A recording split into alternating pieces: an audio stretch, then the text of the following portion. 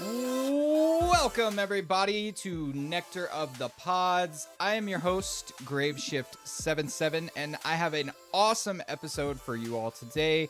With me today, I have Helen and Hello. Wirtz. Hey, what's up? What's up, guys? How are we doing today? Good. Doing very good, very good. So, I just want to start off. Let's do introductions. Who wants to go first, Helen or Wirtz? Yeah, I'll go for it. Cool. Hi, my name is Helen. I go by DatWriter Helen. I've been a moderator for Dan for, literally way too long for me to even remember at this point. I've pretty much been modding for him in both his Twitch and Discord server, pretty much back since the Pokemon days, and we just keep it rolling into Elestrals at this point. I'm Wirtz. If you're in the Elestrals community, you probably know me. I don't know if I need to intro much more than that, I don't think so. The OG Elestrals player, literally the OG, the first person to play Elestrals outside of like Dan and his original, I think Dan and Steve. So like person 3 or 4 to ever play Elestrals, and I'm still playing. So here I am. Sweet. There we go. Wirtz just gonna throw it out there. Top 2 Elestrals YouTuber, not 2. Oh. Just saying. I'm just, Anyways, okay, so that kind of gets us rolling into a good segue. So how long involved in Elestrals? Wirtz, clearly you were like 3rd or 4th person to play. Helen modding for Dan for ages now. Yeah. So how did y'all get involved would probably be the better question. So for me, Dan pretty much came into us with in the mod squad chat and was like, "Hey, so I need your opinion on something," and just posted images of what was going to be potential spirits, and it's like, "I need you guys to pick out what you think is the best representation of like each element." So we all kind of voted on them. And then we're like, "So what is this for?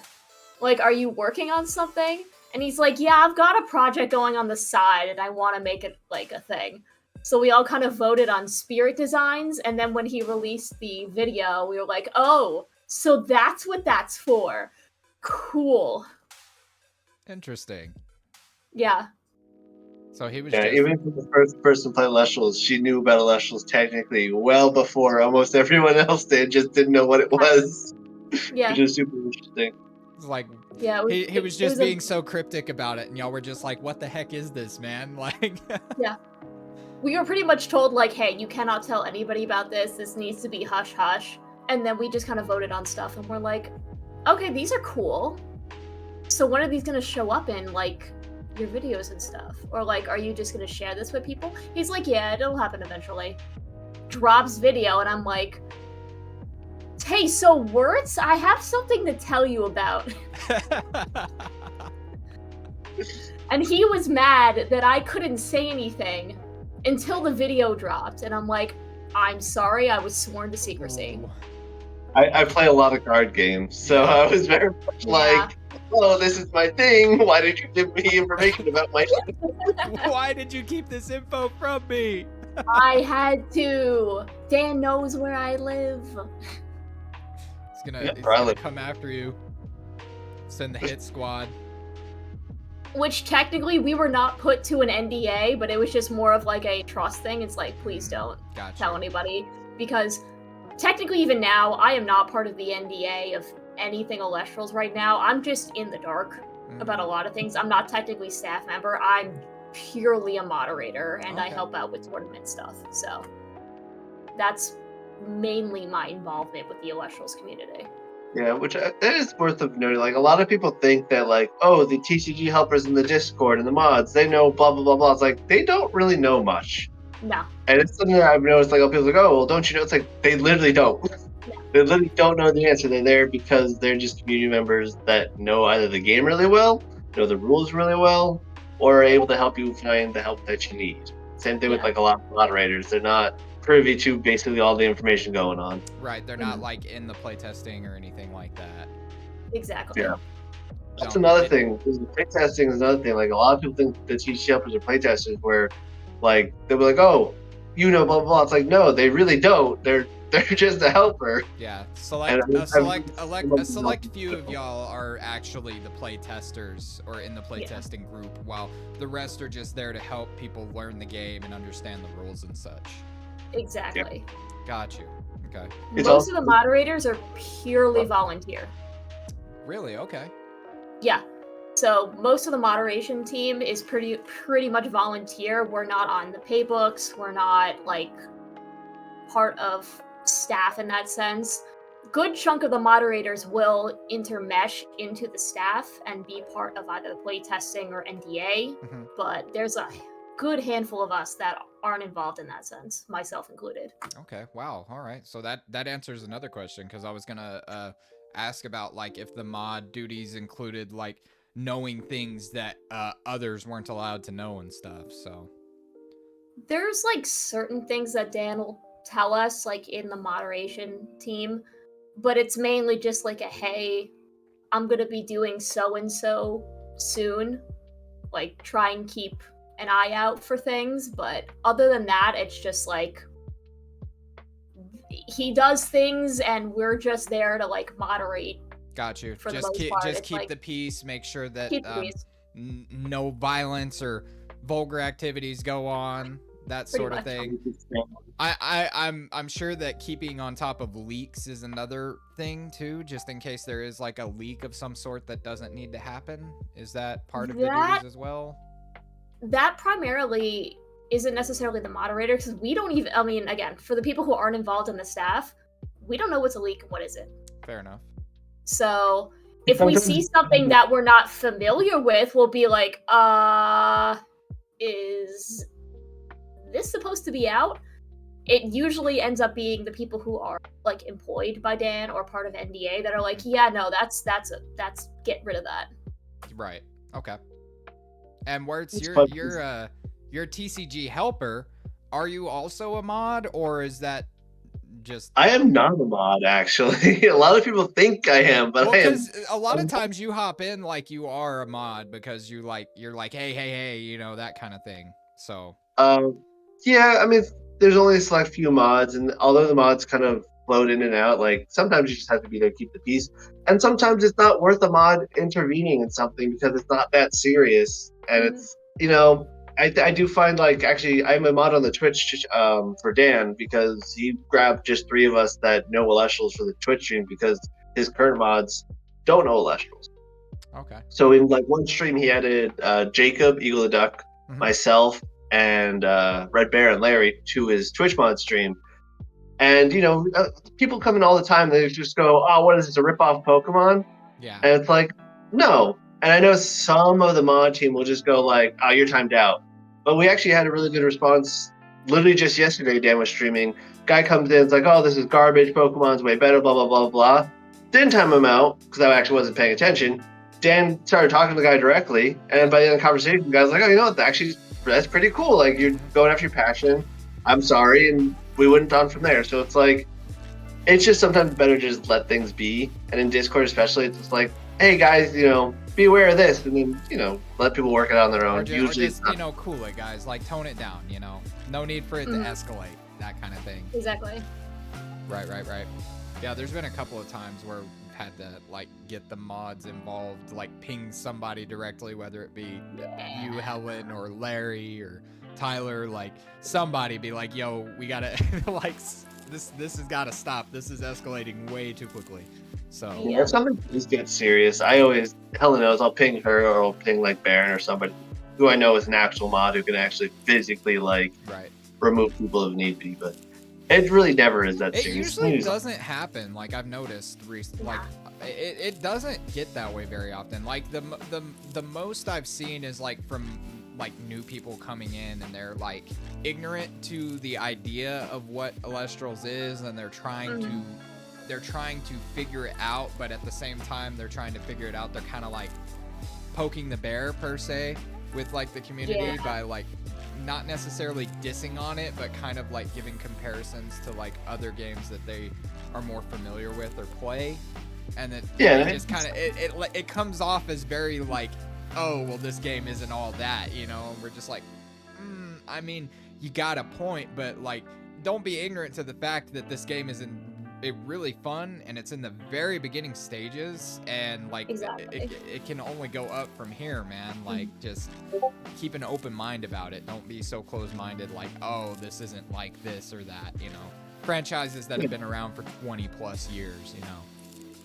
Yeah, and it's a space of ignorance. And I think you're kind of alluding to the same situation that I'm going to refer to in a second, where someone's coming in asking me like, oh, why are you guys buying this? Is it not valuable? Blah, blah, blah, blah. It's like very collector mindset. But like, you know, 2 hours later, the guy's like, oh, this is actually pretty cool. Like, I'm getting to this, yada, yada, yada. So it's just, you know, it's not necessarily that people are coming in actively trying to be mean or cruel or etc. It's just they're coming from a place of ignorance, and people just don't understand a lot of the smaller TCG markets when you just look at the bigger, you know, Magic Gathering, Pokemon, even like Flesh and Blood, Yu-Gi-Oh, like the established like collector value stuff. It's like, well, no, people are here because they just like the game and we're chilling.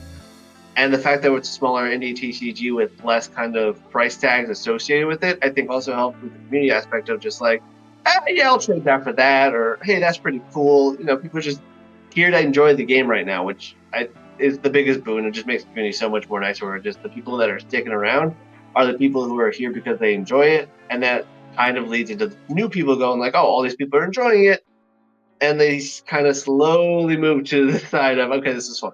Yeah, absolutely. I mean, that's kind of where I came in from. I played, okay, so I played Yu-Gi-Oh! Way back when it first came out. I think I dropped it back like when the 5Ds era started, so like a while ago. And I picked it back up when Master Duel came out, so I think that was like 2020, I believe, like 4 years ago, something like that. Yeah, so I picked it back up again, and like I was just blown away by the amount of different things that had been introduced, and like how you could do so much in one turn, and it was very overwhelming. I did kind of stick with it, and like I kind of learned a little bit of it, but like I wouldn't necessarily say I was having fun playing it. I was just playing it for the simple nostalgia factor. And Elestrals just really like came in and like took me aback, because I was like, dude, this game is so fun. Like I never had so much fun losing in my life. Like when I first came in, I was losing so much, but I was enjoying it, and I was like, this is fun, man. Like I really enjoy this game. There's a lot that goes into it, and it really just like grabbed me and pulled me in, and literally to the point where like I love the game so much I'm making content on it now. So, you know. Welcome to the club. Yep. Yep. Quite literally, like that's kind of where I'm at. Where, like, I jumped in. I was like, oh, I love trading card games. Let me peek this one out. So I was in the community for, you know, the month-ish before he actually like revealed stuff. So from, I believe it was, I was on my computer to have the dates because I'm working on something right now. But I think it was announced in July or June. And then over the course of the next few weeks, he released like 2 cards every few days. And then once he got to the point where he announced the prototype starter decks, that's when we actually had enough cards to start playing the game. So it's just like one person basically got all the card files together, and then they were like trying to make TTS work, or Tabletop Simulator work. And then it was like, okay, let me just jump in and try to figure out Tabletop Simulator since this person's going to bed. And now it's like 2 a.m, I found one person on Discord who's like, oh, I have Tabletop Simulator too. And we just played the game. And then from there, I made a video. And then from there, like, actually, I made a video before that because I was doing some like preview videos like, oh, this is what this card looks like. I don't know the rules yet, but hey, it looks like it could do this. Right. My very first video was just making up the rules, which I actually got really close to the actual final rules of the game. Yeah. But yeah, it was just had fun, started making content, and I'm still here. So yeah, for sure, man. No, that's this guy literally learned TTS overnight to try and get it to be functional Elestrals for everybody else. Yeah, which was hilarious. That's so awesome, though, man. Like, I remember messaging him the following day. I'm like, "Are you okay? Like, it looks like I've seen you online. Like when I woke up in the middle of the night, he was still going. I'm like, are you good? Just wanted to get it down that bad. That's Yeah, crazy. pretty much. So you came up with the tabletop simulator for Elestrals then? Yeah, so I just Tabletop Simulator, the video game on Steam. Like, it's an awesome thing. I highly recommend it to everybody, even for things outside of card games. Mhm. But yeah, it's just like I had it in my library forever because sometimes when I play board games with my friends, it's like, all right, it can't be that hard to just like import a bunch of card images and make a deck. And it's really not that difficult. It's just there's a couple tools you have to dig out of the files to figure out. But once I got that down, it's just like, all right, now how do I save this so someone can join it? And then once I figured that out, which honestly took me longer than it should have, I found someone we played. Like, and then over the course of like 6 months, I made it prettier and added all the cards and did card changes, etc. But I'm done with Tabletop Simulator pretty much. I just use the app for everything. But someone else in the community took the Tabletop Simulator, took everything, saved it all under theirs, and then put in, I think they put all the Frostfall stuff in there. So if you can find the updated Tabletop Simulator with Frostfall. It exists, and the card updates, but I didn't do the final errata changes. So someone else took it over, so you can still use Tabletop Simulator pretty effectively. It's just I was using it literally, I want to say like weeks before Frostfall even came out, like on the app. So just playtesting some stuff. But that's cool, man. Yeah, like you set the basis for Elestrals to be able to do Tabletop Simulator. That's crazy. Yeah, and then once we got an actual community and going and playing it, like a week after that, we're just like, hey, Dan, Aeolus is a problem. Please nerf. So Aeolus got nerfed before the prototype decks came out.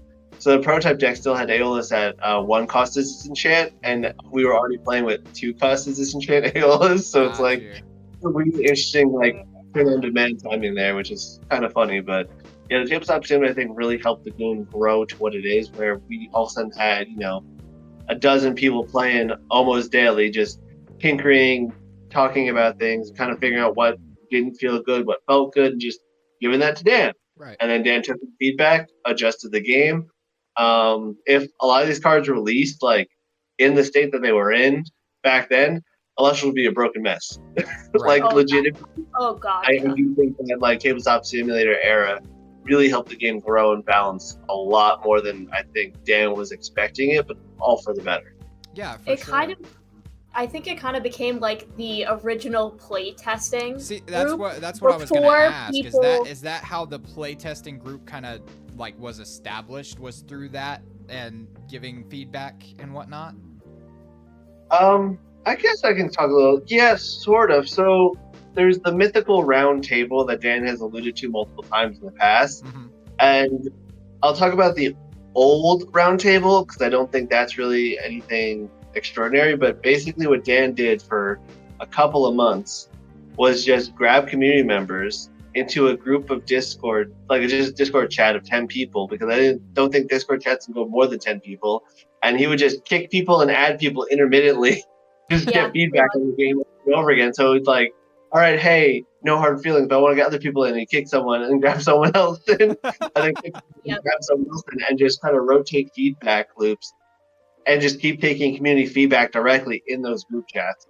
And that's kind of where like the original like playtesting balance happened. Like core discussions was like, hey, these people are having frustration with this. All right, kick you out. Let me grab those people and get more information, and just kept rotating people in this Discord chat because we couldn't fit more than 10 people in the chat. Pretty much, yeah. That's awesome. That's so cool. Like when Dan says he takes community feedback to heart, he really takes community feedback for everything.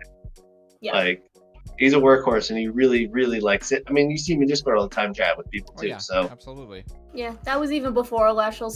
That's been his personality for years. Yeah, I definitely get that from him. I don't know him personally, really. I've had like a couple of DMs with him, but other than that, like he just comes off as that type of guy that like is really like he cares about what we have to say, and he does take it, and it does sit in his mind. It doesn't go in one ear and out the other, unless it's something ridiculous, like, you know what I mean. But like other than that, like unless there's fusion. Yeah. It's a comment like every other week. It's like, I don't think so. Nah, but just I think that's part of the reason why this community works so well is because Dan has always been very transparent about what's going on with the process, where we are going forward along our timeline, and it's just that transparency, that honesty is kind of the foundation for what we have as a whole, for both the project and for us as a community. It's like, hey, these delays really stink. And I've been in touch with, so-and-so, and we're trying to make it better for the next time. Yeah. The fact that he can just outright say that in comparison to, our big TCGs that aren't always as, transparent with their communities. It's like, hey, what's going on? Why are we not seeing changes? We get that directly from Dan. Yeah. He can be as interactive as he wants with us, and he 90% of the time is extremely interactive. Oh yeah, absolutely. His interaction is it blows my mind almost because I'm fairly new to A Drive. I found him when he was doing his Shining Sword playthrough. That's when I found him. So okay. Very, very recent. Got you. And I remember watching the Shining Sword playthrough, and I remember him talking about the process of moving, and he was getting his office set up and whatnot.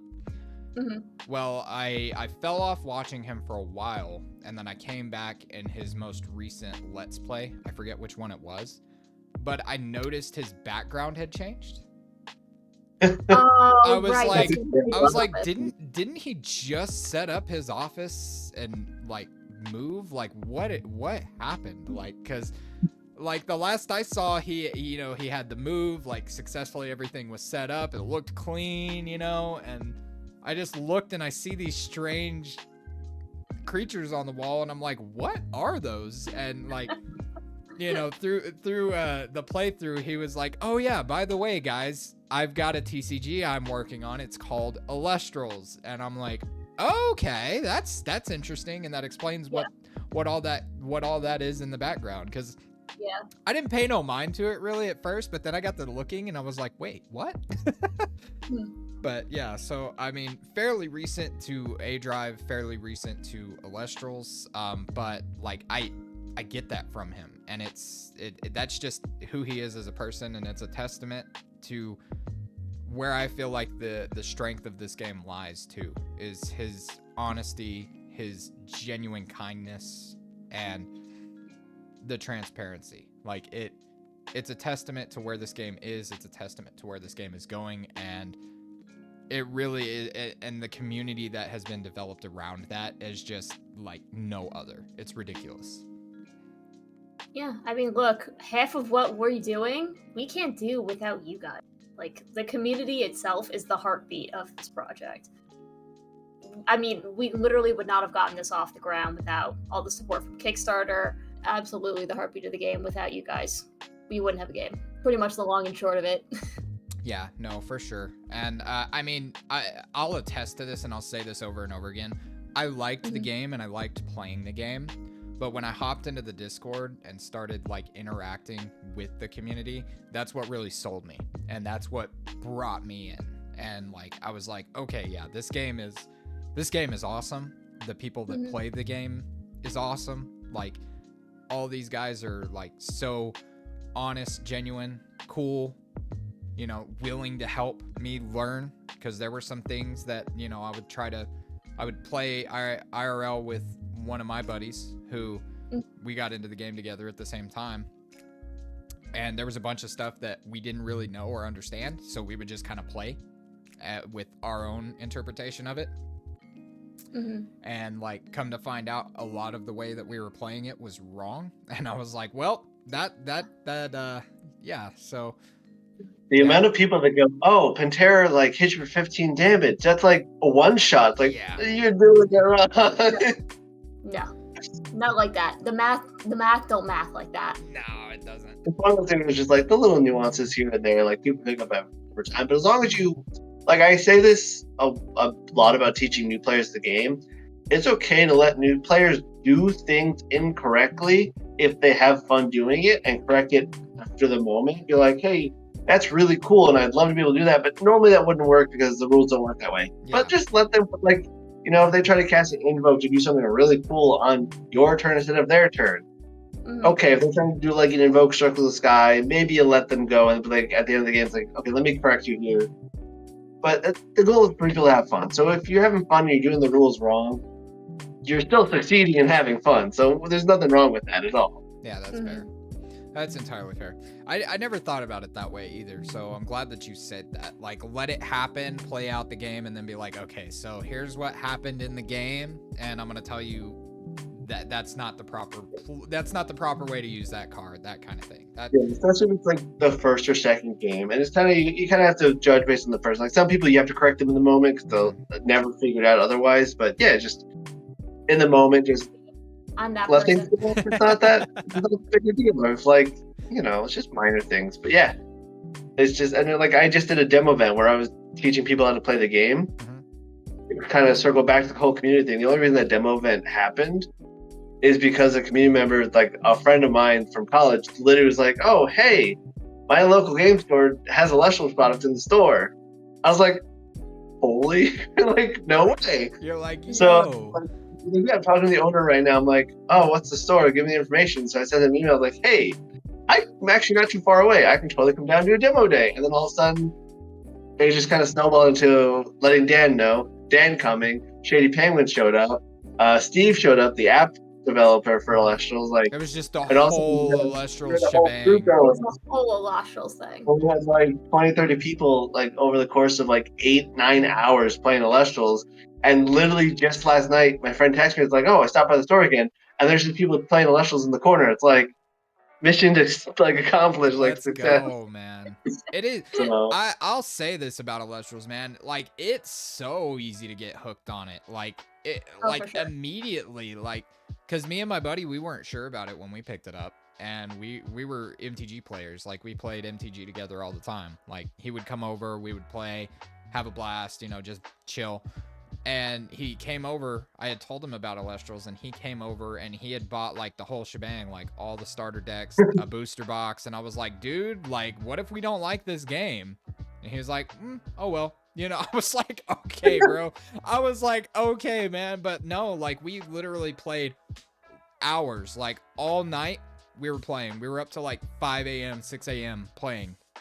We went to sleep. We woke up at noon. We played all afternoon until like 10 o'clock at night. Like, we were just playing Elestrals.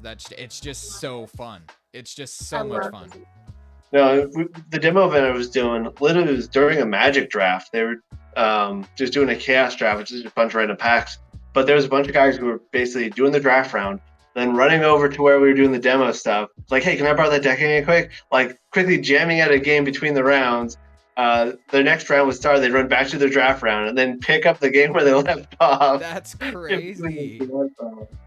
And like one guy, I know you elaborated on it a little bit in your video, but yeah, no, it's fine. Like one guy was like, "Oh, I mostly play mono black." I'm like, "Here's Win Toolbox. You'll know what to do." And he's like, "I don't get it." And then like halfway the game, is like, "Oh, I'm playing mono black. Like I'm just tutoring everything." I'm like, "Hey, like that's what you do." Yeah. So it's like it just clicks with some people, and a lot of people walking by, they saw like the stained glass arts because Dan brought a bunch of the fancy stuff. I brought a bunch of stained glass arts. I brought a bunch of like Stratomoth promos, stained glass and stuff to give away to people. And like the full art stuff really caught a lot of people's eyes. Yeah. There's always the comments of not everyone likes the base art style, but at least there's like all the unique special art styles really catch people. See, stained glass and commenting on them, which is so pretty. Yeah. No, I went up to my LGS and I brought my binder, and it had like my stained glasses, the marble statues. It had a few of the full art just regulars that you get from the boxes, and like I was showing him the cards. Like, I was like, okay, man, like, check this out. I can't get a hold of the owner, man. I keep missing him, always. If I can get in contact with the owner, I guarantee you my LGS will pick up Elestrals.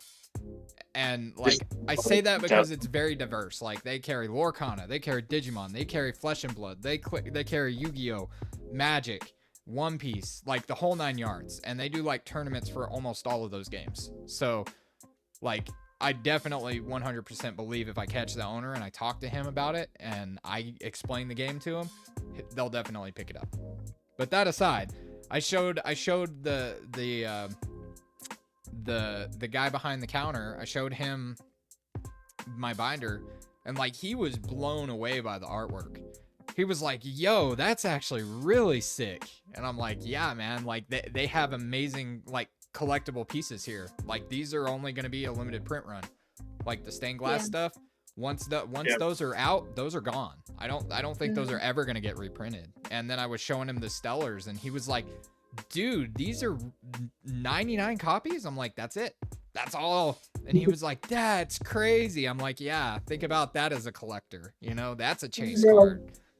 The serialized seller stuff is kind of a sticking point for some, where it's like, there's a whole conversation the other day in the marketplace Discord about serialized rare cards with non-serialized rare cards. Yeah. And in theory, if a card was, say, of 99 but didn't have the 99 stamp on it, it wouldn't be as like crazy priced in the secondary. But because it's got the 99 tag on it, all of a sudden people go, oh my god, it's worth so much. Like we see some people trying to sell some of like the full art sellers for like outrageous prices. Yeah, man. Yeah, no, it's nutty. Like I kind of understand people picking up the Pantera stellar from Kickstarter since like that's the first 1 of 10 stellar. It's from the original print run. Like I kind of understand why people go a little over the top on that, but like even something like Helen has Stellar Sonicore full art, which I can pull that. Like someone paid like $2,500 for one of those, and I don't like this. Oh my god, the glare! That's too much. Yeah. Like to me, so if you're gonna equate it to the value that you give the 99 stellars, it's 10 times more rare. So you charge 10 times the price that the 99s are going for. 99s are going from like anywhere from the market size is also way smaller and less willing to pay those exorbitant amounts. Whereas if you try to say like the 99, like if you're trying to tell me it takes 10 of 99s to make a 1 of 10, I guarantee you could probably pull, like especially from Shattered Stars, you could probably by the time you pull 10 of 99s from Shattered Stars, you probably pull 1 or 2 of the full arts because of how like Shattered Stars print runs aren't as large as the whole boost. It is a lot more likely to pull a stellar from Shattered Stars. Exactly. 2 or 3 Volt Tempest pulls from base set first edition. We've seen like 3 or 4 of every full art from Shattered Stars so far. Exactly. So yeah, so I don't know. It honestly, and I feel like when they finally get TCG Trader, finally get that, I feel like that'll help with the pricing a lot better, because right now it's just community driven. Like this is how the community feels this should be priced, and based on what this one sold for, because this guy put a ridiculous price tag on it and somebody wanted it that bad, you know, now it's like, okay, well that's the foundation to go off of, so I'm gonna go off of that, when in all reality it's just what does the seller feel is the right price for it, and if the buyer agrees to that or not, basically. Pretty much. And it's really hard to find history data for pricing right now, which is why I did a video on it. I'm not going to do a price video again. A, it was too much work to really do that whole thing.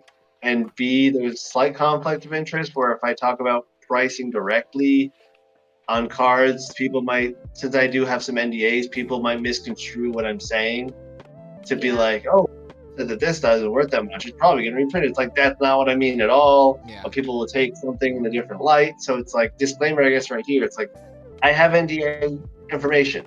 It's like, I'm not saying like blah, blah, blah is not worth that much because I know it's going to be reprinted. It's just like, I just personally think that a lot of prices are inflated in Elestrals because it's just going off of, I don't know what this costs. Let me put it for a high price and work my way down and see what people want to pay for it. Exactly. Yeah.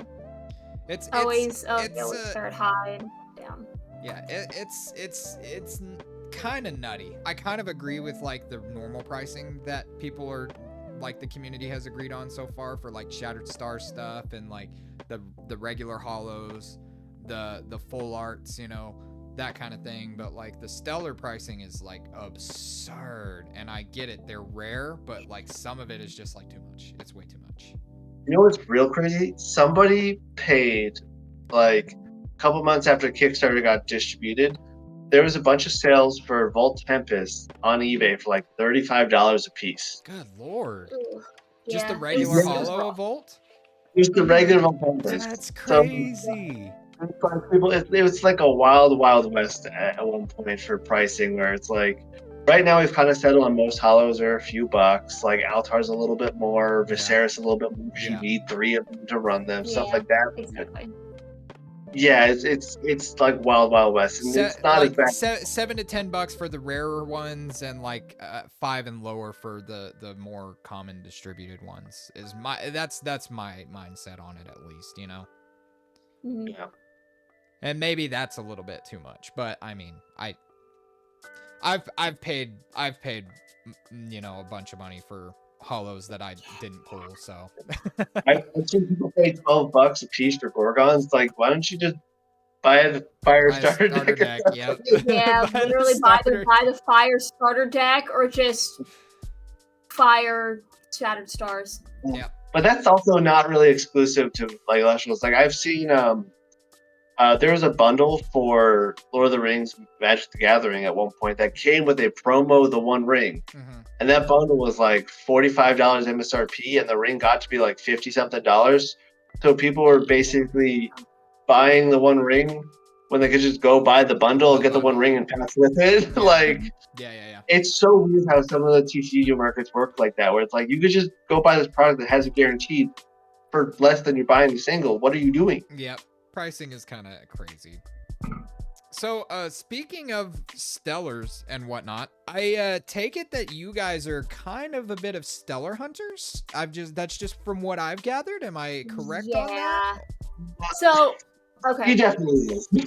Okay. I am, and that's mainly okay. I am still not as great with the competitive. He's gonna say that I'm better than I think I am. I still don't believe that. So I'm more on the collector side of things. Better than she thinks she is. Not gonna lie. I'm more on the collector side of things than I am on the competitive. Like, I understand the competitive to an extent. Right. But I'm very much you're more of a collector than you are. Oh, an actual absolutely. I competitor. I'm so casual when it comes to pretty much most TCGs, because I came from Pokemon, and I'm like, ooh, shiny cardboard, go burr, in my brain. And then I see Stellars and alternate arts, and I'm like, ooh, shiny cardboard, go burr, in my brain. Yeah. So yeah, for me, it's just about finding like the stuff that I really like. Like when Keone was first released, I'm like, oh god, she is so like. I think they showed off the base set art for Keone first. No, it was the full art. No, was first. it the full art first? Okay. It was the full art first. Yeah. So they showed off the full art first, and I'm like, oh my god, she looks great. And then they did the statue art, and I'm like, okay, yeah, no, I'm sold. Yeah. I'm sold. This is it, Chief. Like, this is it. So I pretty much am going after like the stuff that I really like. I'm not necessarily going for play sets of things. Like, if I have 1 or 2 copies, that's cool. Right. I finally just finished my Kickstarter binder. I have 1 of everything now. Awesome. It's not going to get touched. Oh, yeah. Words actually gave me the last card, because I was missing the full art Hephaestus. Thank God. Nice. That binder's done. It's like the serotonin of getting like filling the slots, finding the stuff you like. It's so awesome. Out of all the TCGs I've played, this is the first TCG I've actually gone, I'm going to complete the set. Like, I've been playing Magic for like almost 20 years. I've been playing like Yu-Gi-Oh! Off and on. I've been playing Pokemon off and on. Like, I play Kaijudo. Like, I just jump in and out of TCGs as they come. But this first time I was like, let me just go collect the whole set. And it costs a pretty penny, but once you get the binder collected, it's like, dang. That's like legit. Yeah, It's with the Elestrals, it gives me that big nostalgia kick that I got from when Pokemon first came out. like the card game. God, Because I yes. was a Pokemon card collector for the first couple of sets that they had, and I had like those original like button binders that had like Charmander, Squirtle, Oh Pikachu, my and all that God, on them, yeah. and they were just full. I didn't even care what was in it because, you know, I was a kid. I was just like, this is so cool, you know. I watched the show and I have the cards and I was collecting them. I don't know what happened to my binders. Sadly, I moved when I was really young, and I don't know what happened to them. They got misplaced. I'm so sad about it. I still think about it and cry to this day because I had the original Charizard, the original Venusaur, man. Blastoise, Machamp, Mewtwo, Zapdos, like the originals from like the first print run, like and they're just gone. They're just lost. I don't know what happened to them. But with Elestrals, like, I have my binder set up, and it's just, oh, it's so beautiful. I love going through and looking at it and just being like, wow, man, this just takes me back to when I had those full binders of the original Pokemon cards.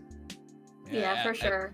It's something so surreal about it, and like, it's so awesome, man. Like, I haven't been invested in a TCG like this in so long, and like now I have bulk for days. Probably not as much as you guys do, but like this is a lot for me as far as bulk goes. He has more than I do. Give away a bunch of bulk at the demo event. Yeah. Dan got like a good like almost like 10,000 cards of bulk too to the demo event, so people are just sifting through it. He brought Frostfall bulk too, which That's like nice. a lot of people were sifting through.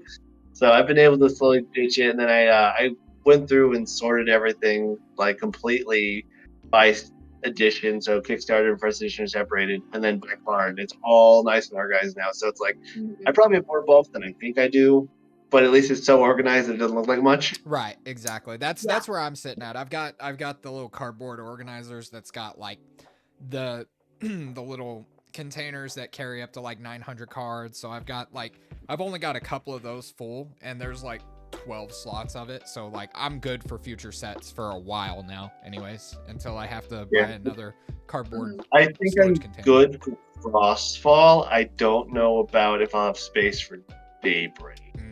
So I might need to get more. Honestly, I feel like Daybreak is gonna be crazy. I feel like people are gonna go insanely hard on those orders for Daybreak. Go hard. Listen, people are already going hard for Frostfall.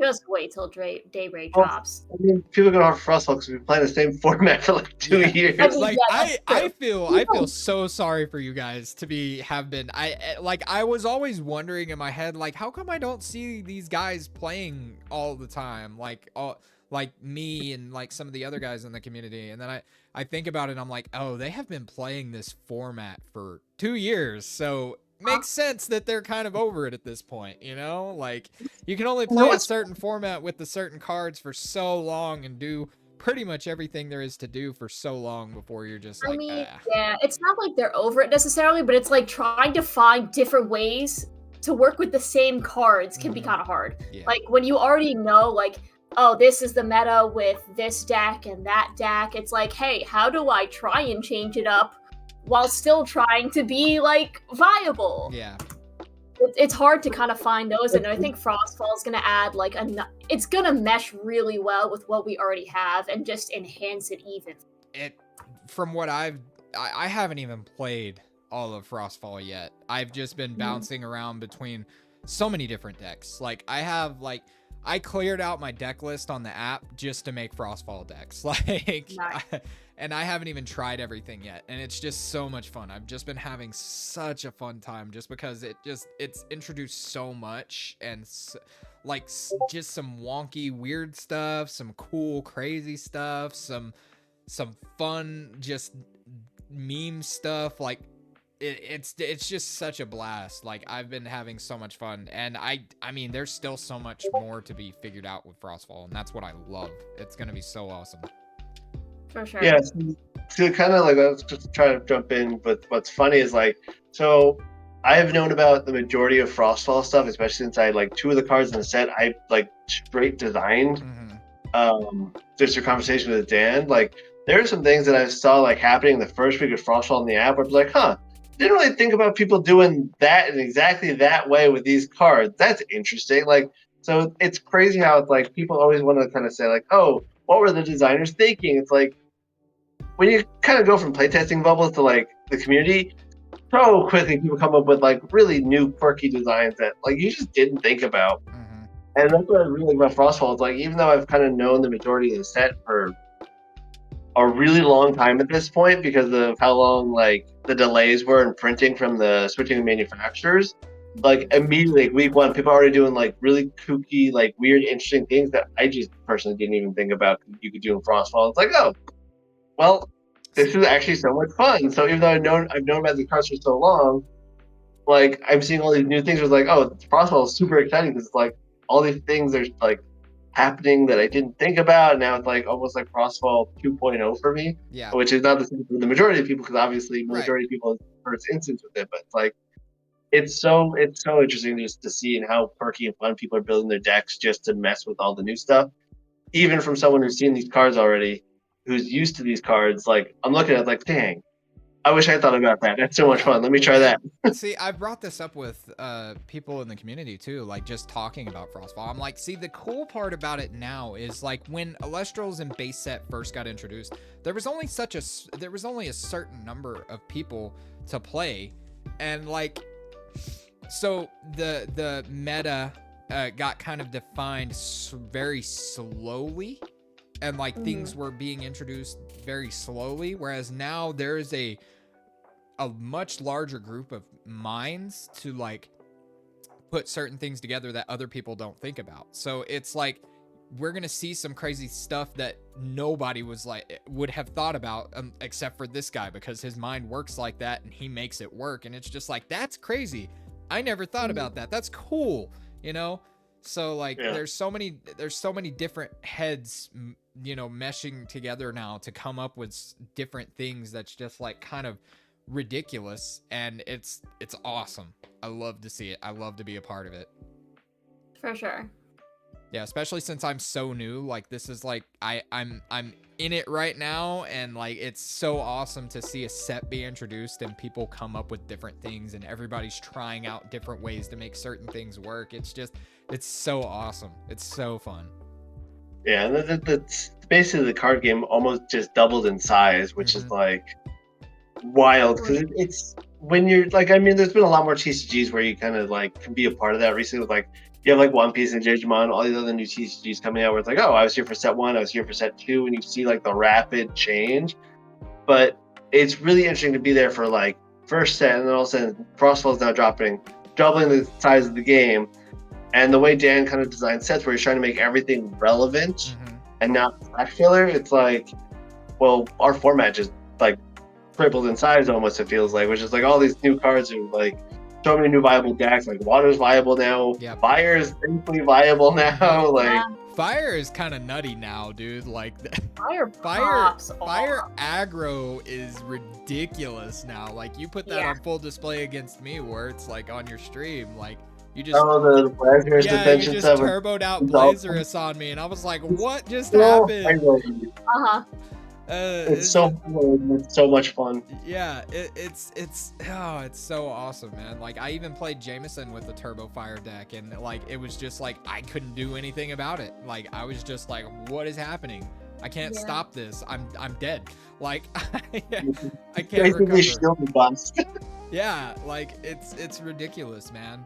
It's so much fun. I love how like I really do like that philosophy of like base set is an incomplete puzzle, and like each set just adds a piece to that puzzle, and it's just gonna keep going like that, because like I don't remember where I saw it or heard it, but it was like the playtesters, it was like a leak or something, not necessarily a leak, but it was like, okay, so they gave the set numbers for like their deck lists, and it was like a majority base set and like 4 pieces from this set and like 2 pieces from this set, and like, but it was still a vast majority base set cards that just got some key things to introduce to help them operate better, you know?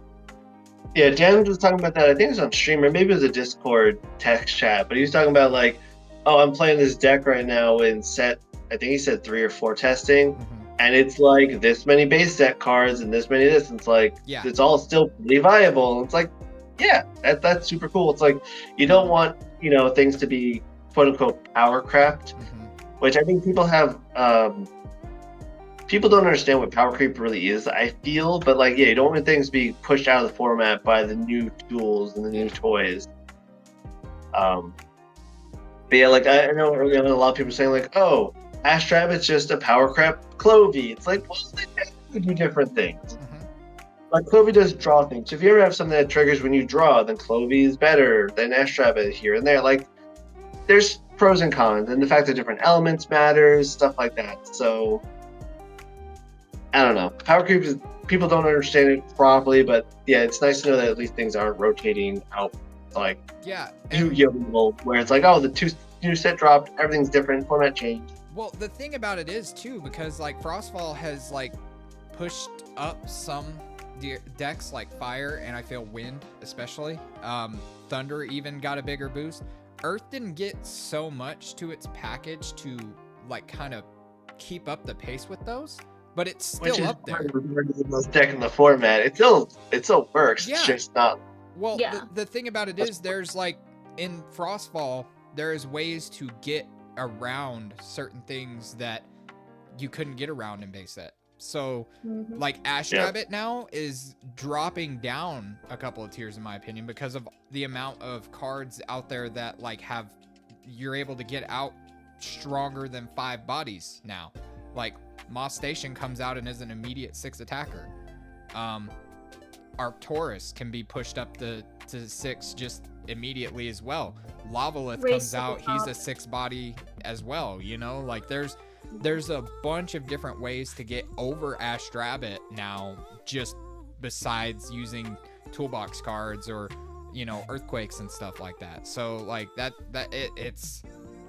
it doesn't necessarily invalidate him at all. Like I still get major use out of Ash Rabbit, but it's cool to know that just the introduction of these new cards kind of take that threat away to a certain extent. Like I'm not as worried about them having that Ash Rabbit as I once was, because I now have multiple answers to it.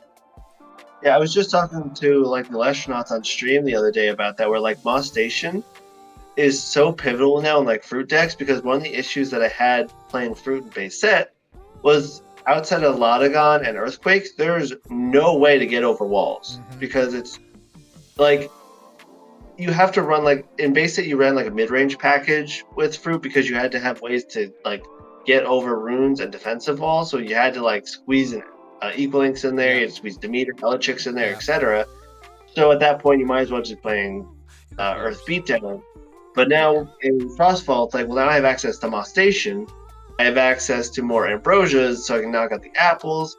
I can run Thunderstorms and stuff because I have way more ways to recover spirits, throw Thunderstorms to my rune removal, which is a way smaller package than trying to run Equal Links, Demeter, Elechic package. It's like that Moss Station has helped so much. Just go, oh, you're playing Ash Rabbit turn 1, or oh, you played Small 2 at turn 1. All right, cool, Moss Station, hit over it. Now it's in defense, but at least I traded, and maybe I defend my Moss Station a little bit. Yeah, like or you can play it to attack as a wall. Yeah, you can. There's answers.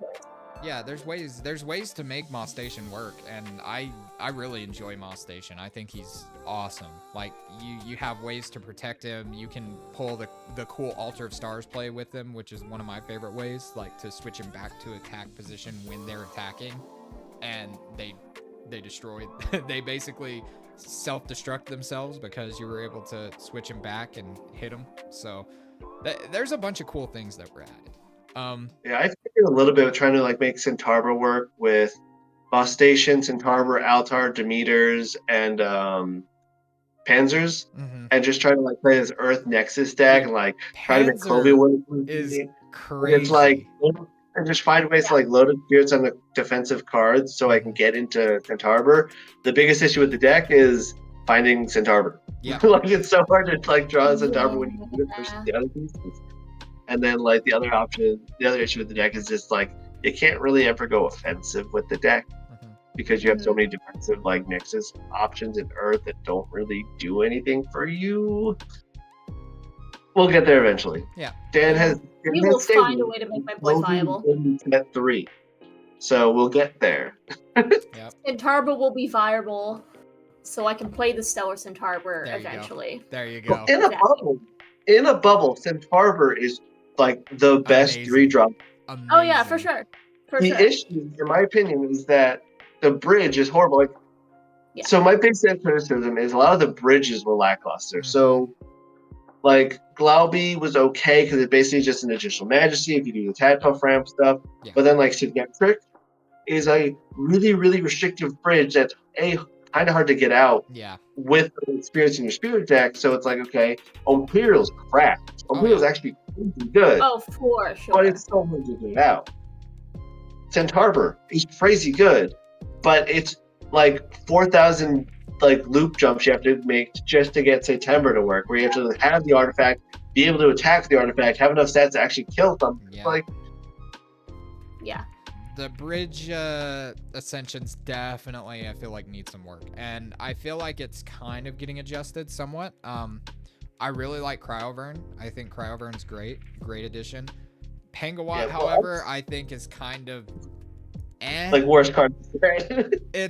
I mean, it's stat-wise, it's great. Like, stat-wise, it looks good, but like, it's you can hit over that stat easily with like a Demeter or Zeus, you know, or something of the sort. You know, it's not that crazy difficult to get over that as you might think. Now, I don't know. I feel like the Bridge Ascensions just, I understand why they're there. I feel like they just need to be a little better just playability wise, because hardly anybody plays the middle Bridge Ascensions. Like, Blazerus is one, but that's because Blazerus is cracked. Like, Blazerus attacks twice. Like, that's insane. It's middle child syndrome is what it is. What you're highlighting there, I really think is like the bridges need to be able to stand on their own. Yeah. And then have an effect. So Blazerus works perfectly because it's like, oh, it's 7 attack that can attack twice. It's the only card in the game that can attack twice. Like, load that up with a bunch of spirits, it's a ton of damage, and then all of a sudden, hey, in these circumstances where you're using both your attacks to destroy Elestrals, here's the bonus of now you have a Trifernal to ascend to that can attack again. Yeah. Other good bridge, like I think Cryovern is a good bridge that stands out because Cryling on its own is basically a 1-cost bridge, kind of like Nimbug. Yeah. And then Cryovern stand on its own is just basically a big beat stick that's relevant because of it's so easy to get out. Well, you can get it out so quickly. That's one of the biggest things. Exactly. Like, you can get him out quickly, and he has staying power. A lot of the Bridge Ascensions just don't happen quick enough, and at that point, it's just like, now I can't keep it out because I don't have anything to protect him at this point, you know. So having 1-cost bridges really helps a lot of decks where it's like, we see like Stratomoth is honestly decent, but the only reason that Stratomoth is even decent is because, well, Nimbug's a 1-cost bridge that gets you to a 2-cost bridge, so you have the acceleration there. And then Cryling is similar to that as well, where it's like it's a 1-cost bridge that gets you to a 2-cost bridge, but at least that 2-cost bridge can stand on its own, so you don't need to go to the 3-drop at all times. Yeah. So that's super helpful. Yeah, it would definitely help if they had a little more staying power, because like it's just they're so easy to counter, they're so easy to out at that point, and it's just because a lot of people that play Voltempest, they don't play Griffuse, they just turbo out Voltempest off of like some Astrabbit walling, you know, Nexusing your rabbit, get to Voltempest, boom, you're out, there it is, you know, it's similar to something like that. But yeah, I feel like the game is headed in a great direction. I love the way Frostfall feels. I love the amount of figuring out that everybody's trying to do right now. And it's just so like, I'm just having fun with it. I'm not trying to find anything that's going to take me to top cut in a tournament right now. I'm just having fun playing all the cards. Like, you play Fruit. Just play Fruit. I'm telling you, best deck in the game. I have played Fruit, and I used your deck list with a couple of minor tweaks to it, and like, I love it. I think it's fantastic. Oh my god. Actually, I just recorded a thing with the Elestrals. I may be up right now when we're talking. I don't know, but I just did my like normal standard Fruit for Frostfall deck tech with them, so that's coming out. But like, there's a bunch of fun tools you can do in Frostfall with that. Honestly, there's not a ton of new tools for Fruit, but like just having 6 ambrosias makes the deck. Cornucopia on its own just made Cornucopia is fruit crap. so much better. Like entirely so much better because it gives you draw and extra heal. Like, Yeah. I mean, and extra pops with Lotogon too. So it's just insane. So I used to play like a super control heavy version of fruit, like originally in base set, and it just wasn't good enough because you don't have the consistent tools to stall the game out long enough to collect the pieces to go, okay, now Lotogon, throw my ambrosias and board wipe. But now that you have all these extra tools, it's so much easier. Like I took out all my mid-range package except for Viserys. So there's like no equal instances, no Demeters, no Electrics, as I mentioned. It's like now I can just drop Jotayas and just start churning through all my counter rooms, play a control deck until it's like, I played on stream. Helen watched that stream where I like win 3-0 against Josh and the Astronauts. Just absolutely destroyed him with fruit because he didn't have the pieces to counter the deck. And also, I'm super comfortable with the deck, but it's like every game, just like I'm turning through this control tempo deck where it's like, or I'm playing control deck against a tempo deck, but I'm just controlling so much, just dropping counter runes where even though I don't have a full suite of counter runes where I'm running like 2-ofs and stuff, I keep finding them because by the end of the game, I have 10 cards left in my deck because I drew them all. Yeah, you just drew them all. That's where the Dude, deck I is had one fruit Not the game that I entirety of your played deck. where turn 1, I drew half of my deck on turn 1. Like I just drew everything that I needed and I was just like, yep, so now the game's pretty much mine at this point, unless we take it so far to where I go deck out, because like I just drew half of my deck in one turn. I have all the pieces I need right here. Yeah, but on the flip side, there's so many silver bullets that destroy the deck. So like we have Poison Nectar now. Yeah. Goodbye Jotaya. Gorgon's Gaze is the biggest like silver bullet of silver bullets for fruit, and it's a 3 of in every deck. It's generically good. Yeah. But against fruit, it stops Lotogon, Jotaya, Panda. It stops Mustation's attack buff. So I've gone like, okay, cool, Mustation over your thing, and you Gorgons and it dies. Yeah. It's up to the Ferris attack buff. Like everything in fruit gets destroyed by Gorgons. So that stinks. That's I think one of the biggest reasons why fruit isn't going to be able to get the top tier, because your opponent just plays Gorgons and just stops your engine in its tracks. And then on top of being able to play things like Poison Nectar in the side deck, where they just have more options to go bye-bye Jotaya, you don't get your thumbs. Yep. So that's what's holding it back. But it is an insanely consistent just control deck. It's very consistent. With a little bit of like, you can silver bullet it, and then sometimes you just get bad deck luck where, 4 of your ambrosias are the bottom like 15 cards, and you don't get to beat it, which is important to keep the control aspect of the deck. But it's way better than it was, and I actually convinced a bunch of people that it's actually like close to top tier now. I don't think it's quite there because of the side stuff I mentioned, but Yeah. it's definitely more viable, and it's such a good deck. I feel like it's gonna have a Krakatuga effect in the new format for sure. Like it's gonna do well in best of 1 scenarios. Well, I guess they're changing that, so I guess we're not gonna have best of 1 anymore. Yeah, it's going to pretty much best of 2s. Krakatuga, I think, has some extra tools in it that makes it a lot more viable in best of 3s now, like Komagma and stuff to cycle.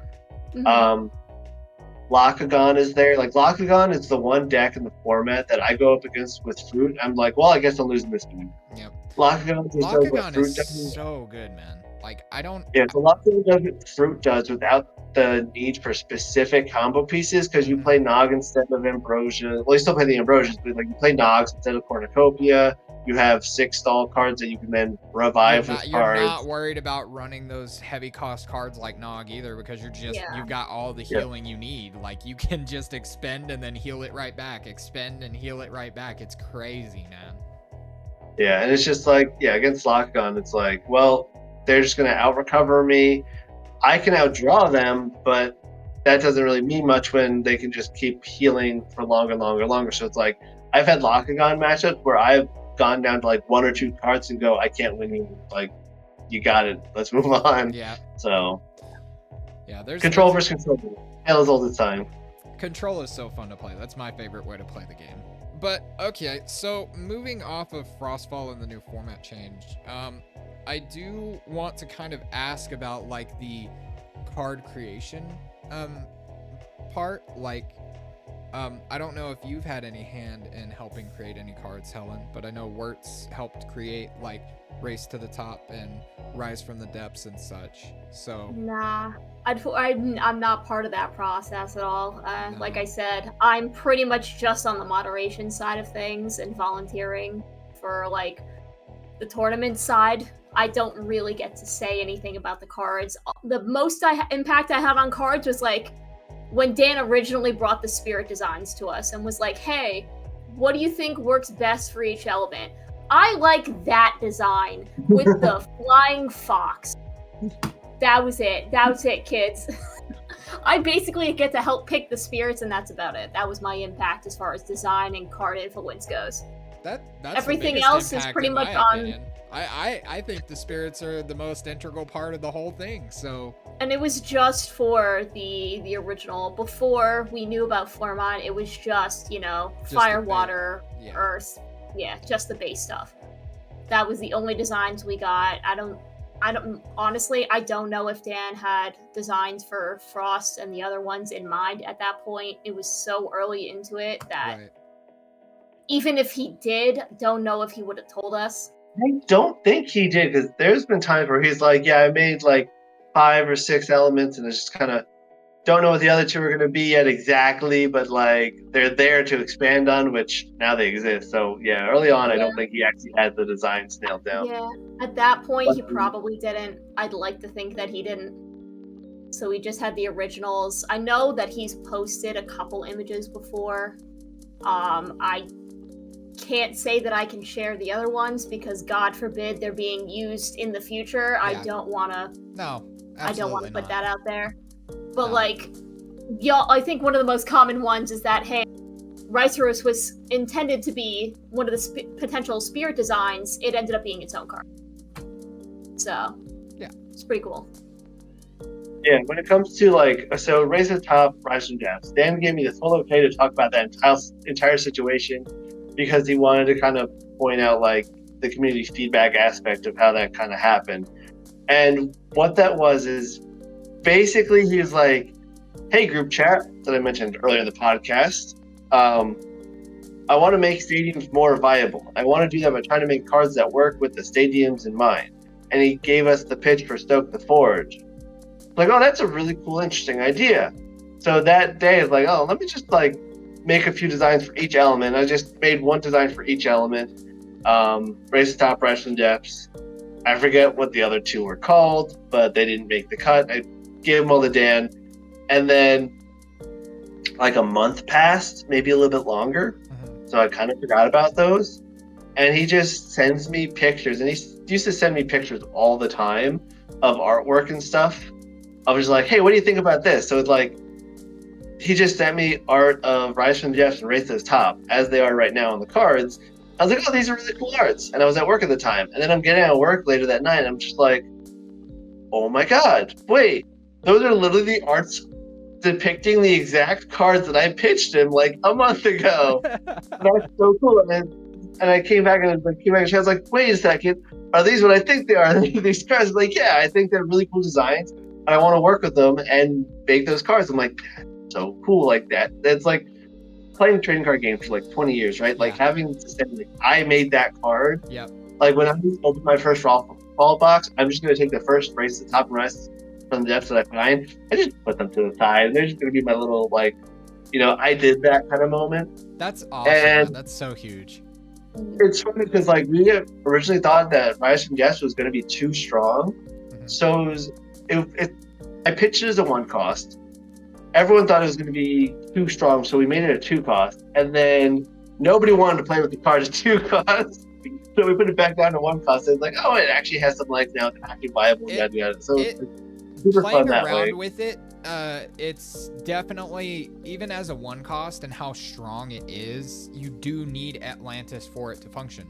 And if you draw Atlantis but no Rise from the Depths, then oh great, now that part of my strategy has gone out the window.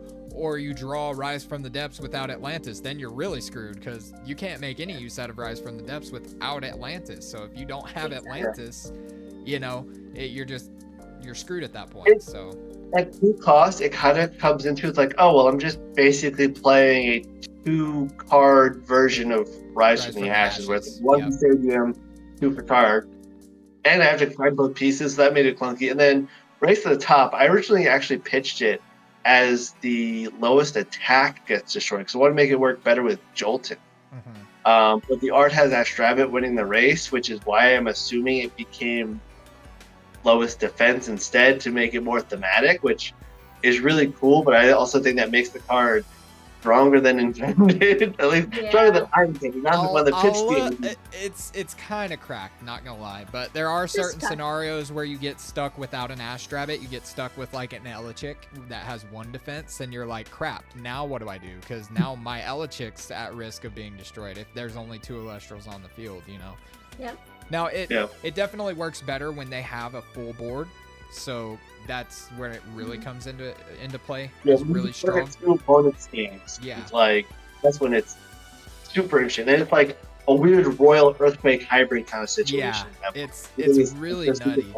I absolutely love playing Race to the Top. It's an in-engine Earthquake. I mean, yeah, it's more specific than Earthquake because you can't just target and destroy. Like, you have to make choices and stuff, and it has to line up perfectly. But, like, there's been multiple cases where, like, there's been a problem on the board, and I've been able to out it with the RT3 combo. So, like, Shiver Roar is one of those examples. Opponent played a Shiver Roar on me, had Mountains of Boreas. I'm like, oh, crap.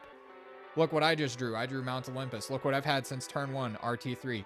Play Mount Olympus. Mountains of Boreas is gone. Now I RT3 their Shiver Roar, and now that's out the way. You know, it's crazy. Like, it's, you know, it's so fun. I love using both of them. I was wondering, like, did you have any hand in any other of the designs that have come up, or any other of the cards that have been pitched? So, because I'm the fruit stand, when Dan made Lockagon, like the artwork, and he was trying to figure out a name for it, I forget what he had some weird pitches. I'm like, Dan, it's so simple. It's like Lockdeck Monster, the Lockagon.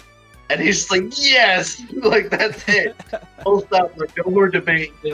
Just like instantly, that's the name of the card. So I got to name Lockagon through that conversation. I pitched the idea for Polaracne, the whole like destroy things when it has lower than a certain attack stat. Because Dan also showed me like a bunch of spiders, like the Frostmite and Polaracne before a bunch of people, because Wurtzmite was the meme. Yeah. They didn't have the ability for Polaracne. I'm like, well, what if it just like worked with like Warmite, where it destroyed things that had low attack, and maybe you just figure out something else. And then he added like the static attack reduction on it as well.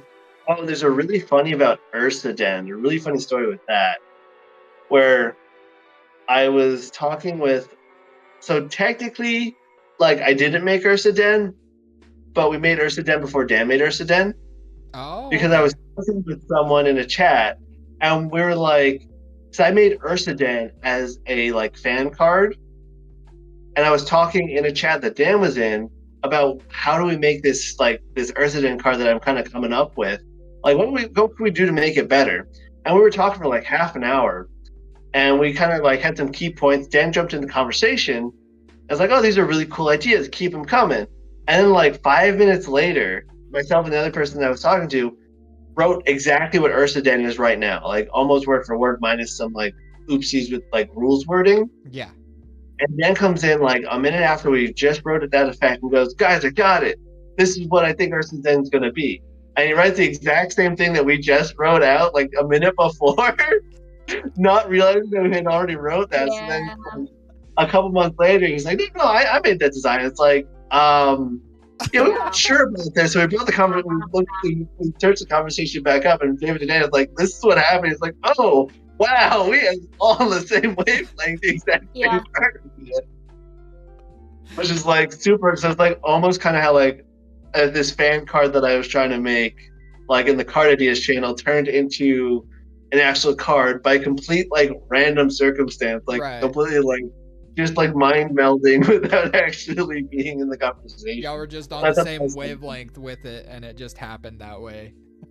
Yeah, which is like so funny. Like it's the funniest story you have, where just Dan's like, "Oh wait, I made that. Wait, you made that? Wait, oh my god, you're right. Like, Yeah. we all just came up with the same idea at the exact same time. It was hilarious. It was That's so funny in the awesome. moment. But yeah, other than that, everything else, in Frostfall, there's nothing else to. Yeah, Polar Acne, Irisaden, Locking On, Race to Top, Rise and Depth. That was all kind of like those are the only cards I had like direct input on. Nice. So None in future sets. I've heard like 80 cards. It's a significant amount, but yeah. Yeah. No, but that's huge though, man. That's awesome. Like none in future sets. Like no input on cards in future sets. I can't talk about future sets. Fair enough. Yep, no, the NDA kicks in place. I've been given specifically the okay around NDAs for some of the Frostfall stuff because he wanted to highlight the kind of community input on the sets and stuff. I also want to kind of put a disclaimer because there are people that have made custom cards that are almost identical to cards that have already been designed and developed. So, for an example, someone made a card that is basically just Dratagua, like months and months and months and months and months and months after Dratagua was designed. Mm-hmm. But you look at the two cards, like these are the same cards. Like, there's going to be people who go like, "Oh, Dan scoured the card ideas channel and stole my card idea." Like, he really doesn't. And there's a bunch of cards in there that have been designed well before people have put them in the card ideas channel. I feel like as cards that will exist in the future. So yeah, I feel like that really helps with the fact that he's already writing cards out for sets ahead, because then that that kind of eliminates the whole like, oh, he stole my idea. It's like, nah, man, like he's had this done since Frostfall and it's already set 8, you know? Like he's had this card written out and everything since like way back, you know? So it's like crazy how long ago Frostfall was.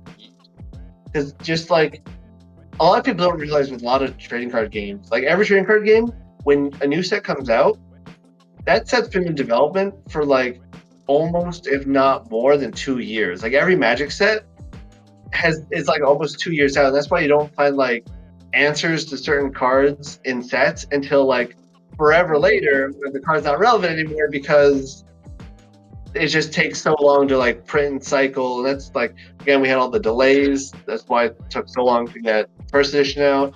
That's why I have me. Like, I was supposed to come out in December if you wanted Frostfall to drop. Yeah. It's May. So it's like production times take forever. And then before production time, or rather, shipping time takes forever, production time takes forever, actual set development takes forever, and you add all these together, and all of a sudden it's like every trading card that you know and love, they made those sets like 2 years ago. And that's why sometimes things are slow to catch up. Yeah, no, for sure. One more question for the both of y'all before we wrap everything up. What is y'all's #1 chase card at the moment?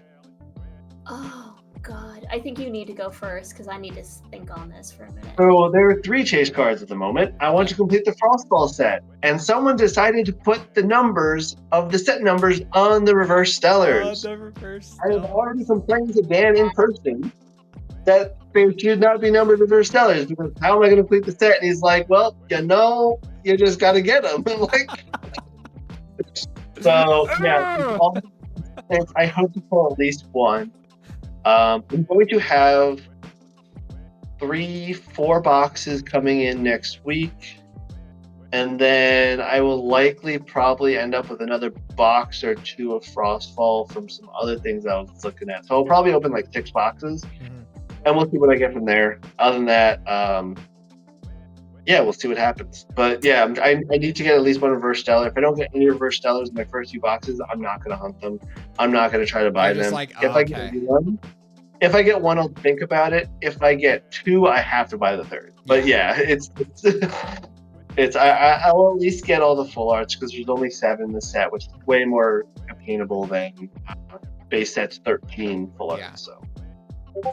Oh God, for me that's really hard because there's some really gorgeous cards in Frostfall.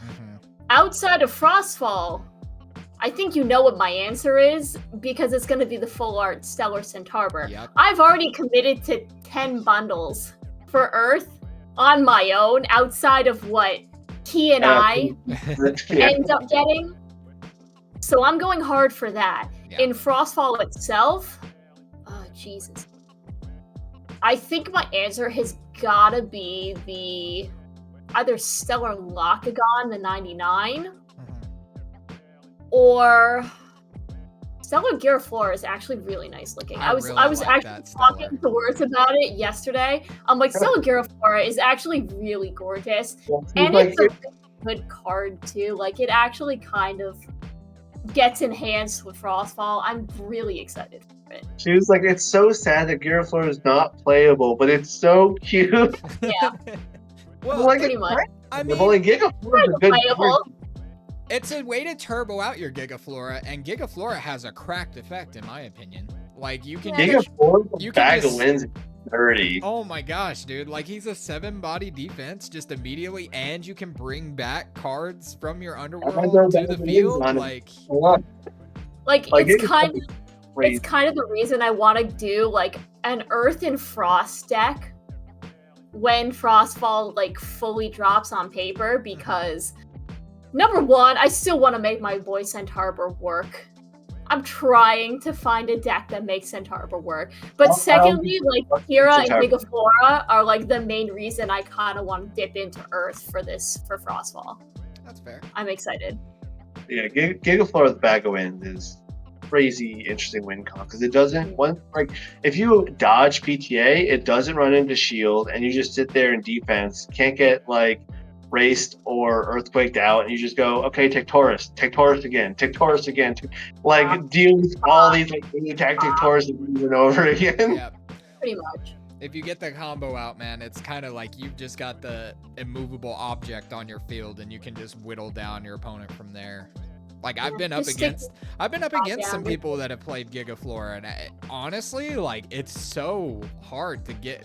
Like, if you don't have the removal pieces, and especially if they get bag of wins on it, like, whew, that's a monster, man. It's so scary. Very excited. So yeah, mine, I would say I gotta get that full art lock. Like, I've got to get that full art lock. As far as the Stellars are concerned, Locagon is a really good one. I agree with you on that one, Helen. Like, the Locagon is just, I'm just fixated by Locagon. I love Locagon. Such a great design, such a great nexus of Locagon. It's water. I love water. Like, water is my favorite element at the current moment. Yeah, there you go. Yeah, I got the mustache. So love to see it. Yep. So that's one. Now, the unrevealed Stellars, I'm hoping that one of them is a Funglow, because I have been really loving Bronzoglow currently. Like, I love the design.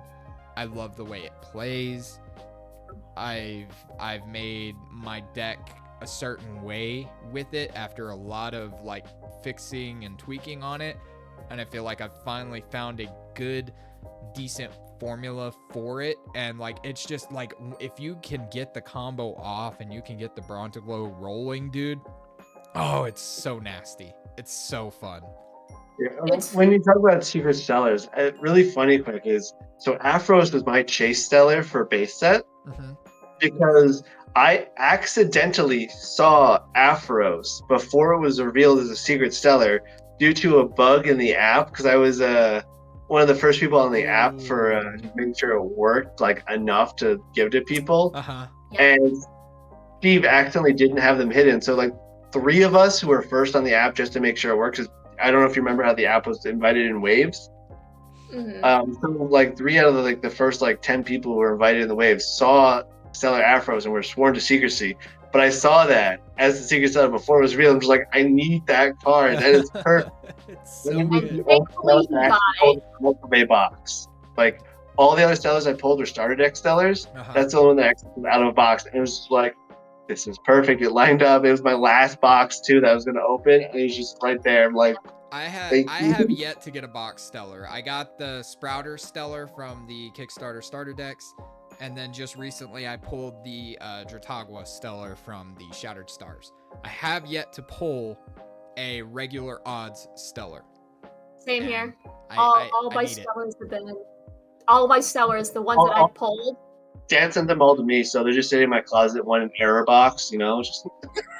That makes sense. That No, makes total sense. Yeah, no, all the stellars I've gotten, I've either bought or I pulled them. What the Sprouter was the starter deck, and then Aramare and Sonicor were both Shattered Stars. So yeah, gotta pull the box stellar. I mean, if I get the reverse stellar, that counts. I'll be listen. If I get the reverse stellar, I'll be completely honest with you. It's going to him. It's going to him. Fair enough. Because he's committed to just completing Frostfall for the binder. I'm like, all right, you can have this one. Well, here's the thing about it, that it's making people skeptical because Dan's been doing like the streamings of the box openings, and he's opened. He's on 11. Like 11, and he has yet to pull a reverse or a regular stellar, and it's just like that's like beyond odds at this point. Between the Twitch streams, the Whatnot streams, the YouTube streams, I'm surprised he hasn't gotten one yet. Yeah, it's nutty. It's absurd. I feel for him. But here's the thing. It's a good thing in hindsight, because if he did pull one, people would say it's rigged. They would say it's rigged. So he can't get one. He can't get one at the rate that he's supposed to get one. He's got to have way increased odds. Otherwise, it's just gonna snowball into something that it shouldn't be. I mean, people thought it was rigged when both Larry and I got Stellar Sonicor full arts, because we're both moderators, and they're like, "Oh my god, Dan sent them the card." Blah blah. I'm like, dude. Or when freaking Eagle pulled 3 Indus. I was like, that was oh my god, I was on stream for that. Me and I'm too. like, bro, I was like, no way. You just did from pack to pack to pack. I'm like, are you nuts?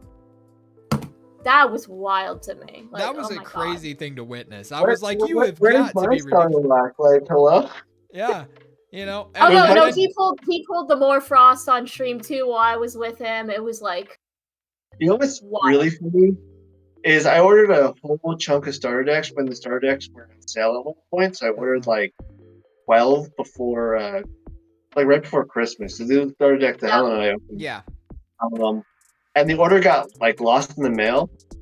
So Dan actually sent me a bunch of decks from his stock, and then also I waited to get a reshipment from the fulfillment center. So he sent me Pantera and Profernal decks, I believe, and then I got the Earth decks and the Water decks that I ordered from Earth and Thunder decks from the fulfillment center, and those are where all the Stellar Sprouters were. Yeah. And then, a week later, after I got these from Dan, another box come in, and it's the original box that got lost. But then, or not the original box that got lost, but they sent the order, the replacement order from the fulfillment center with the Earth and Thunder decks to me again. So they sent them twice. I'm like, hey, Dan, I got this extra box. What do I do? And I sent them to Dan. So it's weird, almost like Dan collusion luck, but it's just it's the decks that he didn't send me were the ones with the no. The whole Sprouter thing was hilarious, because I had him over for Christmas. And he's like, all right, just what do you want to do as far as the decks go? I'm like, do you want to just only take a couple? Do you want to open them until you get a stellar? I'm like, I'm going to open until I get a stellar. Grab the first Earth deck I see, open it. And I just pop off. My parents were so confused. They're like, what did you get? I'm like, I got a really rare card. This is a 1 of 99 card. And they were just like, oh, that's great. They were like, cool. So don't lose it then.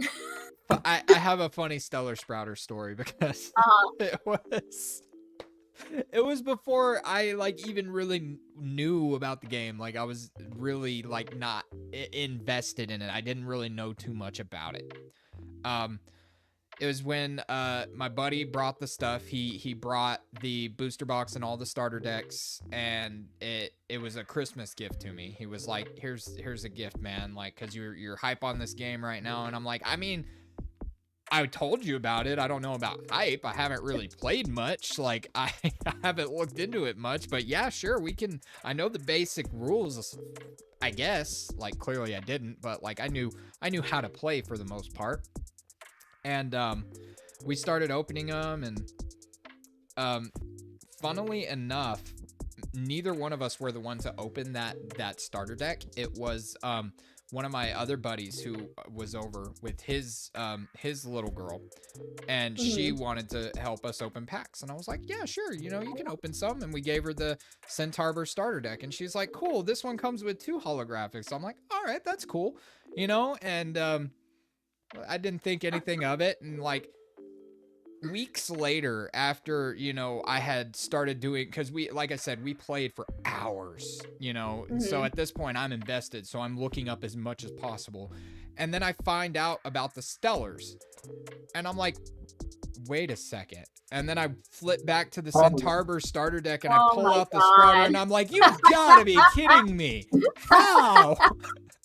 No, like that's gonna happen. So that's probably happened so many more instances where people haven't realized yet. Yeah. So it was just it's so funny because we weren't even the ones to open it. I was just like, yeah, cool, you know, that it comes with an extra holo, sure. That might be like a misprint or something, you know, it's a new game, sure, you know. It's a 1 in 99 card that we just pulled, like. Yeah, very casual. Yeah, just the only thing rare from the starter decks are the blank cards from the starter decks. blank cards. Yeah.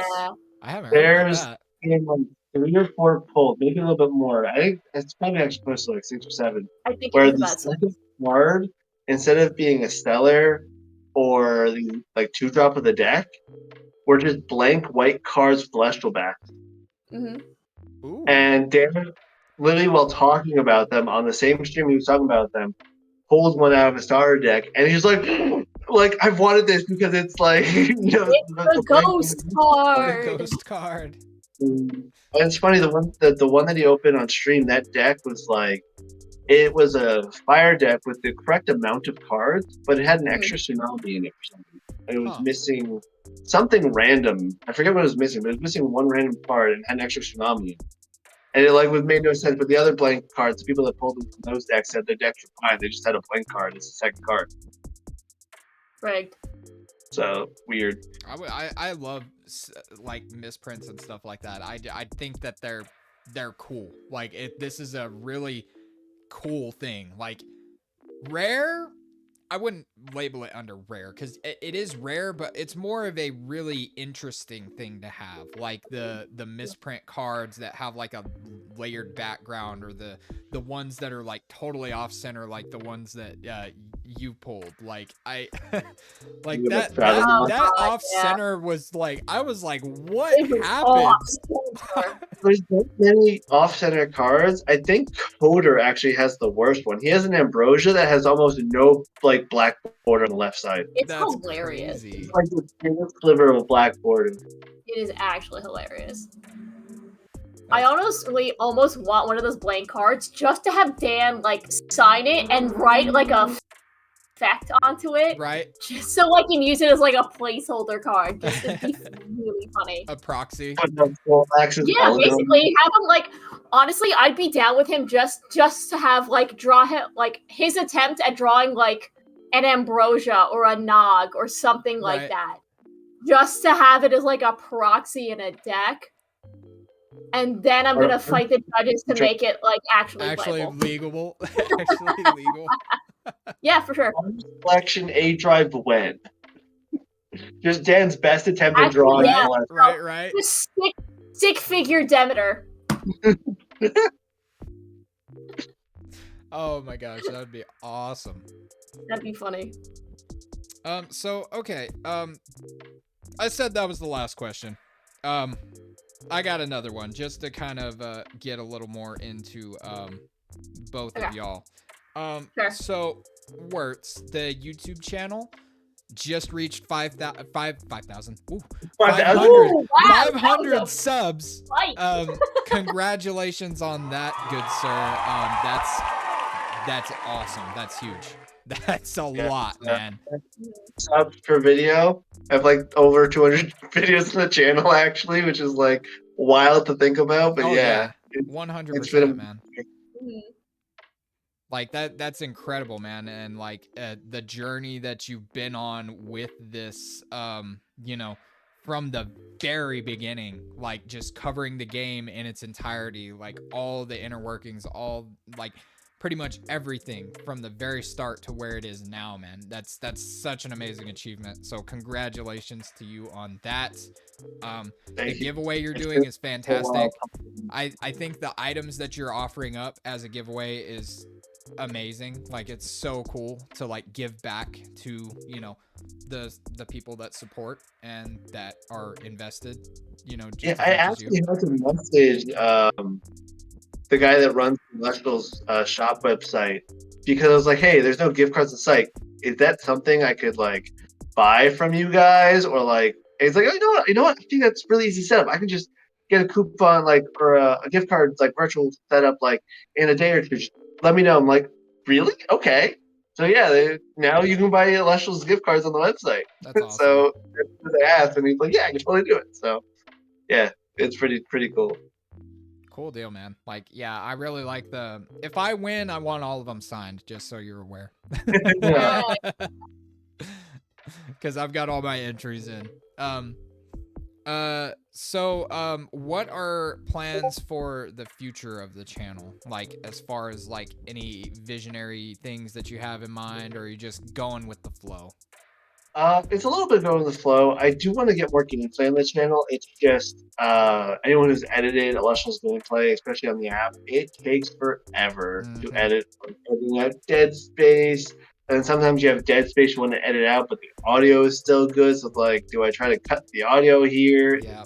It's a pain to edit. I want to get more gameplay on the channel. I do like my arbitrary day discussion stuff. I do want to do a little bit more of those. But the big thing I'm working on right now is I'm trying to do a retrospective from announcement of Elestrals all the way until May 11th, which was the last tournament, and just go over kind of vaguely the history of Elestrals, as well as kind of go through the changes and meta shifts and like what were the best decks. So that way there's something, you know, a few years down the line, if someone goes, hey, let me go look at like what was good back then. I have that video just sitting there, just being the history in the moment from the time, like, you know, kind of anthology of like what the meta was, and then hopefully I do that for Frostfall. Hopefully I do it for Daybreak. When each set ends, I kind of just go like, here's how the sets developed Of course, over the course of those are going to 4 be months. much easier to manage because Yeah. of like there's not going to be a 2-year time span It's not between sets at just that 4 point. months basically. So Yeah. ideally, I get one of those out for each, where I can just talk about like early like gameplay, what people were doing, to the end of the format, then start Daybreak, what people are doing. So I have notes going for that right now, and then I have an 8-page script right now for base set because it's 2 years trying to cover in. I want to make it in like 20 minutes or less, but it's going to be really hard to do that. So I mean, honestly, man, like I may be of the minority, but I'm of the opinion that long form is much better than short form. I prefer long form content. I like to actually sit and enjoy watching content, and if the content is very short format, then it doesn't keep my attention, and then I always want more, and it's not there because it's all short form. So I am of the opinion that long form is better. So if it's 30 plus minutes, man, I don't think that'll be much of an issue, like in my opinion. But that 4-hour docu-series, let's go. Yeah. I mean, the longest video I think was you trying to teach me for the first time. Yeah, it was like an hour and change. Yeah. That was a long one. My second longest video was one of my gameplay videos, and then my third longest was my honest thoughts about the Kickstarter, which actually is my most viewed video, I think, too, give or take. Yeah, see, so long form does, have some kind of justification, It makes people come back to finish it because they didn't finish it the first time around. Oh yeah, or they split it up into sections, however they want to do it. But like me personally, I really enjoy long form content. I like to sit and absorb. I like to spend my time. I like to feel like I got some worth out of sitting and watching something, especially like that. But that's just my mindset personally, because I spend a lot of time, like, not recently. I've been spending more time in the community on the Discord than on social media or anything like that. So like, but when I have free time, I do like to go and, you know, enjoy myself and watch long form content, watch videos, absorb everything that I can about like the games that I really like, and Elestrals is one of them. So Got you. just gonna throw that out there. I think that if you go a little bit longer, it'll be fine, especially considering the context of it being so like a 2-year time span you're having to cover. I think it's a little justified. That's fair. Yeah, I'm not super hard set on the time. I just don't want to have to edit another like 45-minute video. They're so much harder to edit, yeah. Oh, yeah, for sure. So my content's going to be a little sparse in the next like week and a half until I really dig down and finish that. Like, I'm pretty much comfortable where the script is right now. I just got to finish like the last little bit, and then I'll proofread it a few times, and then I'll start recording it. And then I know while I'm recording it, I'm going to be like, oh, I have to add this in. I'm going to have to add that in, and just conglomerate and see where we go. But yeah, I'm excited for what it's going to be. Yeah, I'm excited for that, man. I'll definitely keep looking out for that. And Helen, so you are a collector of Elestrals. We covered this. Yeah. We've covered your chase cards, your mod duties. But what about Helen herself? Outside of Elestrals. So like what so your name on the Discord is Dat Writer Helen. So are you a writer? Do you write on the side, or you know? So the fun little story behind that, because originally when I was figuring out what the heck I wanted to do with my life, initially I wanted to be an English teacher. So that was a fun little bit there. I ended up going more so into creative writing because I didn't like the whole 4+ year program that they offered where I had to change my concentration in order to do that. And I'm like, nah, I'm gonna just stick with creative writing. And then I had one poor class with a professor, and I'm like, yeah, no, I'm just gonna go and do theater now. Because that had been my minor at the time. And I'm like, yeah, you know what? English is going to be my minor. I'm just going to graduate, get a theater degree, and we'll figure it out as we get there. So the writing thing has always been kind of like a side point. Like I have like a poetry book that I've been trying to fill up, but for the most part, the writing thing is kind of taken a back burner. More often than not. I mean, I still work like a 9-to-5 job. I'm a full-time. Right. I've been long out of school by this point.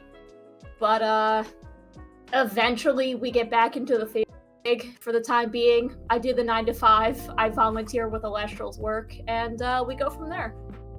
Cool deal. Also, I don't know if you want it public knowledge, but the singing, you're a very, very good singer. Is that just a hobby as well? Do you have any thoughts of pursuing that any further, or?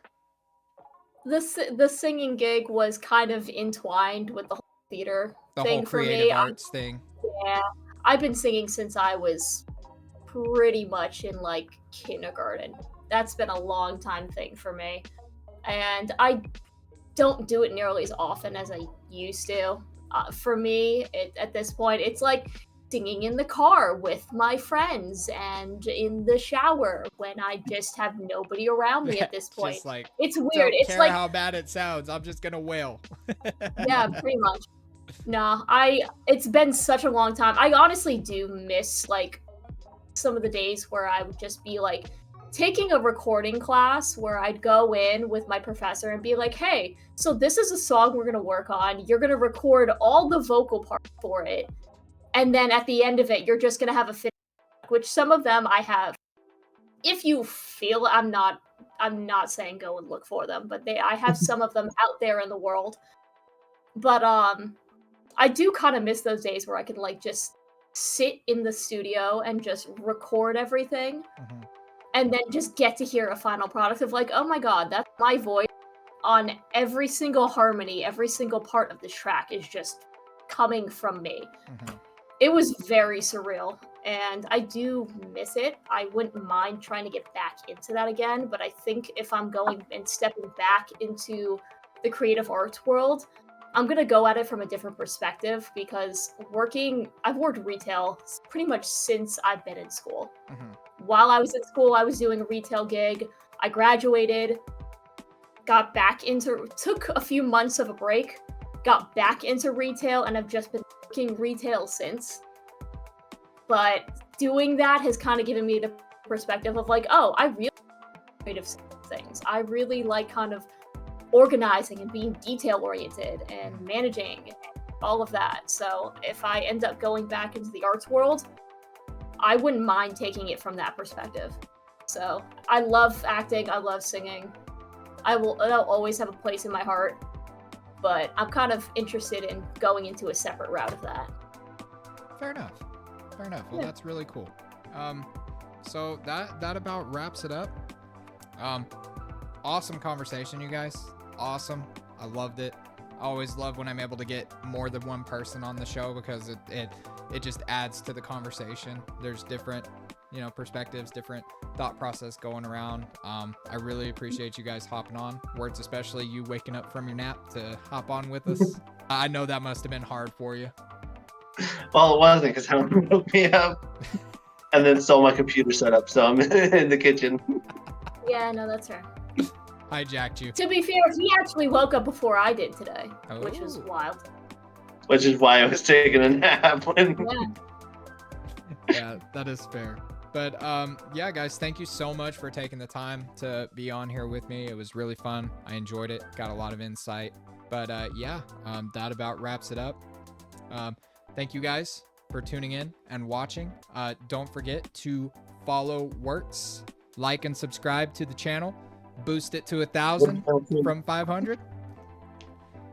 And, we gotta go to 5,000. Or no, I need 1,500 so I can beat the Elestrals. There you go, 1,500. They keep still by having me on their channel for their content. Hello, I'm hurting myself here. Anyways, guys, 4,000 content creators. I'm just me. So even Coder said, like, if you divide it out, it's like 300 a person, so you're technically beating all of us. That's fair, honestly. If you break it up like that, yep. So, but all right.